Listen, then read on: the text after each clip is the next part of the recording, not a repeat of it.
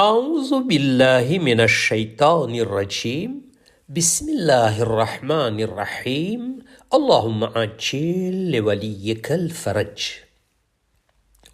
हज़रत अमीरुल मोमिनीन अली इब्न अबी तालिब अलैहिस्सलातु वस्सलाम नहजुल બલાગાની અંદર હિકમત નંબર 171માં ઇરશાદ ફરમાવે છે કે ક્યારેક એવું પણ બને છે કે એક સમયનું જમવું ઘણા સમયના જમવાને રોકી લે છે.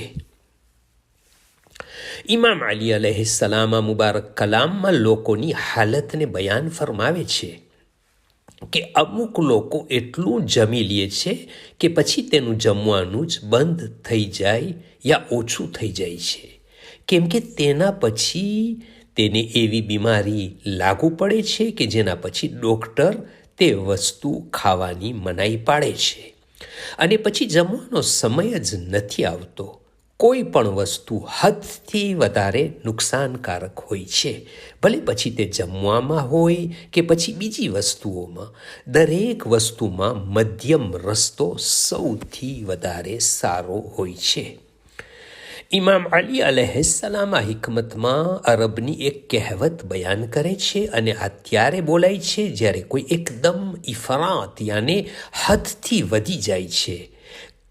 જેમ કે બે દોસ્તમાં બહુ જ વધારે દોસ્તી હોય અને પછી છૂટા પડી જાય, કે એકબીજાથી વાતોના વ્યવહાર પણ ન રહે, અથવા કોઈ ઇબાદત હદથી વધારે ઇબાદત કરે અને અમુક દિવસ પછી કંટાળી જાય અને બિલકુલ ઇબાદતને તરક કરી આપે. એટલે હદથી વધારે કોઈ પણ વસ્તુ માણસને નુકસાન પહોંચાડે છે. આ હિકમતના જેમ ઇમામ અલી અલૈહિસ્સલામનો એક કલામ પણ છે કે થોડાક સમયની શહેવત યાને વાસના લાંબા સમય માટે ગમ અને પરેશાનીનું કારણ બને છે. આ કલામમાં પણ થોડાક સમયના ગુનાહના લીધે માણસ લાંબી મુદત સુધી દોઝખની સજા ચાખતો હોય છે. ગુનાહનો સમય બહુ જ ઓછો, પરંતુ સજાની મુદ્દત હંમેશને માટે અથવા બહુ જ લાંબા સમય સુધી રહે છે.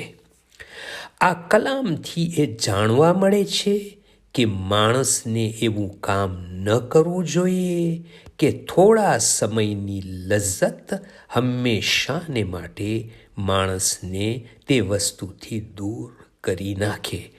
અલ્લાહુમ્મા સલ્લી અલા મુહમ્મદ વ આલે Muhammad વઅજ્જિલ ફરજહુમ. From Fountain of Ahlul Bayt alayhimus salam.